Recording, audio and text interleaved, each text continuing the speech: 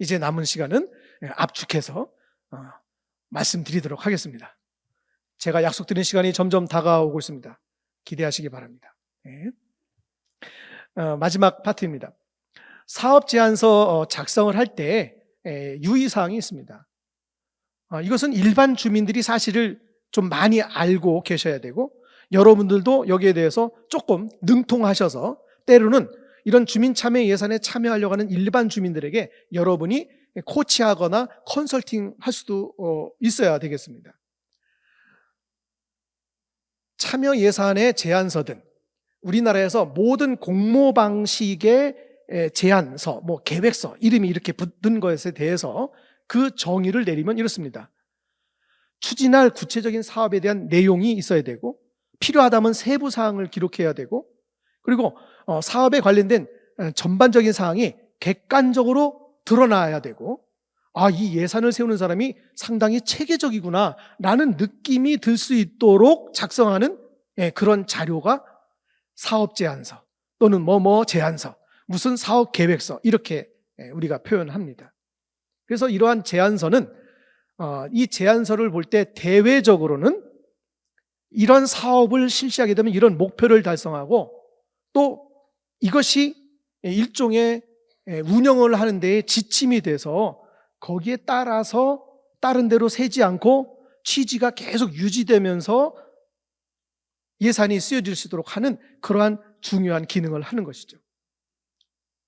대외적으로는 우리는 공모 방식이니까 처음부터 100만 원을 10명에게 10만 원씩 이렇게 눈에 띄게 확정되게 지출하면 굳이 계획서가 그렇게 세련되지 않아도 괜찮아요. 그냥 어차피 100만 원을 10명에게 10만 원씩 주기로 했으면 계획서보다는 나중에 결과만 잘 내나 이래도 되는데, 지금은 75억이라는 한정된 예산이지만 그것을 잘 쓰려면 공모 방식이 되면 나중에 들어온 돈 예산을 다 합쳐보니까 150억이다. 근데 우리가 이번에 참여 예산에서는 75억만 해야 된다. 그러면 그 75억을 가려내기 위해서는 어떤 방식을 취해야 될까요? 제안서, 아까 얘기한 대로 심사 방식이 포함이 되는 거죠. 그래서 이 제안서는 심사를 한다는 걸 전제로 생각하면, 심사를 받는다는 걸 전제로 하면 거기에 좀 포인트를 두고 제안서를 쓸 필요가 있는 것이죠. 그래서 보통 참여 예산이든 우리나라는 대부분 지자체도 국가로부터 돈을 받을 때 그냥 받는 경우도 있지만 공모 사업 형태로 받는 경우도 허다합니다. 그래서 선출직 의원들이 열심히 노력을 하거나 행정각부가 노력을 해서 우리에게 필요한 예산을 때로는 중앙부처가 또는 경기도가 공모 방식으로 내리려고 하는 데에 참여해서 선정이 돼서, 즉 심사를 통과해서 예산을 받아오는 그런 구조이거든요. 우리나라는 특히 지방재정이 특히 제한적이다 보니까, 자립도가 낮다 보니까 도나 국가로부터 가져와야 될 돈이 많습니다. 거기는 국가가 당연히 의례적으로 배분하는 형태의 성격도 있지만 공모 방식도 여전히 많기 때문에 이런 공모 방식에 우리 공무원들은 아주 최적화되어 있어요. 그러면 우리 주민참여예산위원님들은 특히 이러한 것들에 대한 이해를 통해서 우리도 한 장짜리든 두 장짜리든 5천만 원이든 1억이든 사업 제안서를 자꾸 잘 쓰는 연습을 하면 이것이 우리 성남시 주민들의 전체의 공모 방식에 대한 역량을 키우기도 하고, 때로는 필요하다면은 성남시 참여 예산뿐만이 아니라 경기도 참여 예산에도 우리 위원님들이 시 예산에만 제안하려고 하지 말고 도 참여 예산에도 제안서를 낼 수도 있습니다. 내셨으면 좋겠습니다. 우리나라는 성남시 참여 예산뿐만이 아니라 성남시 교육지원청, 예를 들어 경기도 교육청에도 참여 예산 제도가 있어요. 그래서 여러분이 동단위나 또는 시 단위로 우리 제한적인 성남시 참여 예산에 제안을 하는데 여러 가지 이유로 이거는 성남시 예산이 아니라 이건 도 예산에 좀 건의해 볼까? 이건 국가 예산에 좀 시도를 해볼까? 이렇게도 생각할 수 있는 거죠. 그러려면 도나 국가 단위는 또 다른 시도에서 올라오는 공모 사업서를 보니까 아무래도 거기에 따라서 심사의 요소가 들어가니까 심사에서 선정이 되려면 사업 제안서를 잘 쓰는 요령이 필요하게 되는 거죠. 왜냐하면 구두로 돈을 청구해서 구두로 돈을 받는 게 아니라 뭔가 서류에 의해서 합법적으로 청구해야 되고 돈을 받아야 되니까 이런 제안서라는 것이 있게 되는 것이죠. 그래서 주민참여예산 제도는 그렇게 치면 뒤에 뭐 사진을 좀 붙인다든지 뭐 좀 세부 사항을 부가적으로 하는 것 외에는 실제 주민참여예산 제도의 핵심은 한 페이지, 첫 페이지에 있습니다. 먼저 교재도 보시면 우리 성남시의 주민참여예산 사업제안서는 이렇게 생겼습니다. 거기 윗부분은 뭐 조금 기본 사항이니까 핵심 사항은 이렇게 딱 정리를 하면 사업의 뭐 내용을 포함해서 기대 효과까지가 핵심입니다. 우리나라의 웬만한 공모 방식의 사업 제안서 가운데 가장 단순한 게 참여예산 제안서입니다. 그 외에 공모 방식은 최소한 몇 페이지, 심지어는 뭐 도비나 국비까지 갖고 오려면 뭐 20페이지, 50페이지 그 이상의 제안서가 작성이 되어야 되는데 주민참여예산 제도는 그런 것에 비하면 제안서가 좀 단순한 편입니다. 왜냐하면 물론 객관적으로 산출 근거를 좀 많이 제시할 수도 있어요. 액수가 크면. 그런 예외적인 걸 빼놓고는 사실은 이 예산을 누가 세워야 돼요? 그 담당 부서의 공무원이 세워야 되는데 주민들로부터 의견을 받는 것은 아이디어와 미처 생각하지 못한 그리고 지역을 잘 모르는 입장에서 지역을 가장 많이 하는 주민들로부터 예산을 제안을 받는 것이니까 다른 표현으로 치면은 아이디어를 제공받는 거예요.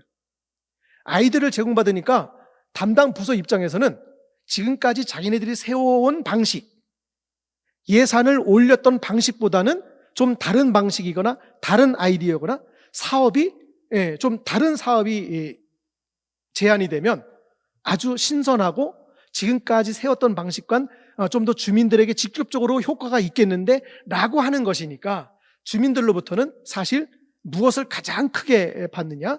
뭐 예산의 디테일보다는 사업의 목적, 취지. 이 사업을 하게 되면 이 사업하기 전과 후에 이렇게 달라진다라는 것이 핵심입니다. 그것만 심혈을 기울여서 잘 작성을 하면 일반 주민들이 지역이나 시 단위의 제안서를 내는 데에 가장 큰 요소가 되는 것이죠. 그러면 이렇게 일반 주민들은 때로는 여러분들도 위원이지만 때로는 일반 주민 입장에서 사업 제안서를 쓰는데 그 사업 제안서의 핵심 요령이 지금 보시는 바와 같습니다. 사업명은 사업 전체에 내용이 압축된 그런 사업명이면 좋습니다. 너무 늘어지거나 너무 그냥 직관적으로 너무 뻔하게 사업명을 쓰는 것보다는 예를 들어 뭐 TV에서 본다든지 광고 제품 선전 이런 걸 보면서 요렇게 좀 말을 좀 세련되게 하거나 누가 봐도 야 이거 참 제목만 봐도 이거는 아이디어가 이 예산이 제대로 쓰여지면 굉장히 괜찮겠는데 라고 떠오를 수 있도록 사업명을 쓰는 것이 좋습니다. 그래서 뭐 참여예산 정도에는 그것이 뭐 굉장히 고도화되지는 않아도 괜찮지만 아까 말씀드린 대로 이것이 시참여예산뿐만이 아니라 우리가 이런 연습을 통해서 도비나 국비도 직접 갖고 올 수 있는 일까지 우리 주민들이 앞으로 조금 기여를 해야 된다면 이 참여예산 제안서를 쓸 때부터 그런 요소, 요령을 명확하게 해두면 나중에 몇 페이지짜리, 몇십 페이지짜리 제안서도 충분히 쓰실 수 있습니다. 그래서 저는 주민참여예산서의 제안서를 쓰는 그 이유는 우리들의 어떻게 보면 공모 방식에 좀 더 최적화될 수 있게 하는 중요한 연습도 되겠다 이렇게 생각을 합니다. 사업 기간이 있습니다. 분명히 위치가 어디다. 그래서 때로는 뭐 번지수까지 이렇게까지 나오는 게 좋고 그것을 증명하려면 사진, 그게 위성 사진이 됐던 네이버나 구글에서 쳐서 이렇게 사업 위치가 이렇다 하면 이제 그 자체가 사업의 양이 되기도 하고 그렇죠. 더 중요한 것은 이 사업이 왜 필요하냐?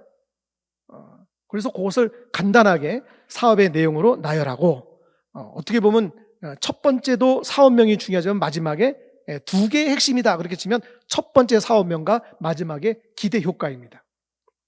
즉 이렇게 예산을 투자해서 얻을 수 있는 효과가 무엇이냐라는 것을 이 제안서라는 데에 잘 담아놔야 되는 거죠. 여러분이 심사자의 입장이 된다면 이러한 방식대로 이러한 요령을 가지고 심혈을 기울여서 제안서를 썼느냐가 여러분이 심사자라면 그 심사자의 마인드가 되는 것이죠. 그래서 이제 분과별로 또는 동단위에서 이제 들어오는 제안서들을 여러분이 이제 심사하는 입장에서 순위를 조정한다든지 확정을 하려면 이런 요소들이 있습니다. 욕구와 요구가 반영되었는가? 그냥 제안자만 또는 제안자 주변에 있는 몇몇 사람만 해당이 되는 그런 욕구를 반영한 것인가, 이 제안서가. 그것을 구분해낼 수 있어야 되는 거죠. 그러려면 사실은 제안서가 또는 그 제안서를 쓰는 제안자가 혼자 생각보다는 자기가 그룹이 있다든지 단체가 있다든지, 그러면 그분들과 이렇게 예산을 이번에 한 3천만 원 청구하려고 그러는데, 건의하려고 그러는데 생각이 어때라고 의견이 좀 왔다 갔다 하고 그것이 잘 정리가 된 상태에서 제안서가 나오면 가장 좋죠. 그래서 제안서를 낼 때도 제안자 아무개 뿐만이 아니라 아무개 외 몇 사람 또는 아무개 외 어떤 무슨 단체 이름을 표시하면 이분이 혼자가 아니라 그래도 주변의 여러분들과 이야기를 좀 나눴구나, 이렇게 볼 수 있죠. 그래서 원래는 제안서에는 보통 언뜻 보면 개인 이름만 쓰게 되어 있는 것 같기도 하지만 때로는 필요하다면 왜 몇 명 내지는 자기가 활동하는 단체 이름을 써도 무방합니다. 그래서 이렇게 지역의 필요를 위해서 만족도를 높이기 위해서 이번 사업이 펼쳐지면 공익에도 부합이 되고 정말 지역에 필요한 일이 정말 예산을 통해서 잘 쓰여지겠어, 이렇게 볼 수 있는 거죠. 이것을 우리는 지역의 특성 또는 차별성이라고 얘기할 수 있습니다.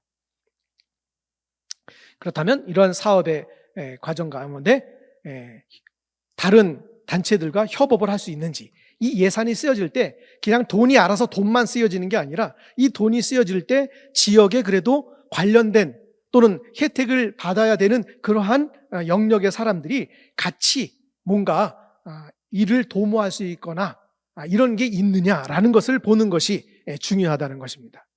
그래서 마지막으로 제안서를 작성하거나 여러분이 제안서를 심사하는 위치가 될 때는 이런 입장에서 보셔야 되는 거죠. 사업이 타당하냐? 여기는 많은 것이 녹아있죠. 타당하냐? 정말 여러 사람들에게 이익이 가느냐? 이것을 효과적으로 돈을 잘 썼다고 말할 수 있느냐? 나중에 보니까 이거 엄한 데다 돈 썼어, 그거 안 써도 되는데 예산이 들어갔네, 이런 소리 안 듣게 하려면 이 사업이 정말 효과가 있는 사업이냐 라는 걸 또 봐야 되고, 한 5, 6년, 10년 후에 해도 되는데 벌써 이것을 해도 되나? 인 거죠. 이걸 말할 때 우리는 소위 말해서 시급성이라고 얘기합니다.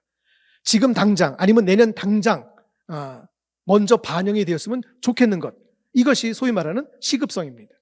이렇게 포함해서 주민참여예산제에 일반 주민이 또는 위원님들이 참여하면 참여할수록 성남시의 민주주의도, 재정민주주의도, 참여민주주의도 수준이 높아지고, 또 효과적인 제안서가 많이 제안이 되면 될수록 여러분이 심사자의 마음으로 이런 것들을 잘 우선순위를 정하고 확정을 잘 해나갈수록 우리 참여예산의 절대 액수도 퍼센테이지 늘어나면 늘어날수록 전국에서 탑 클래스에 드는 우리 지자체도 되고, 또 여러분의 위원으로서의 임기 동안 여러분이 자부심을 가질 수 있는 그런 활동이 될 거라고 생각을 하면서 이상으로 질문 받지 않고 끝나고 질문 받기로 하고 우리와 같은 박수로 강의를 마치겠습니다. 고맙습니다.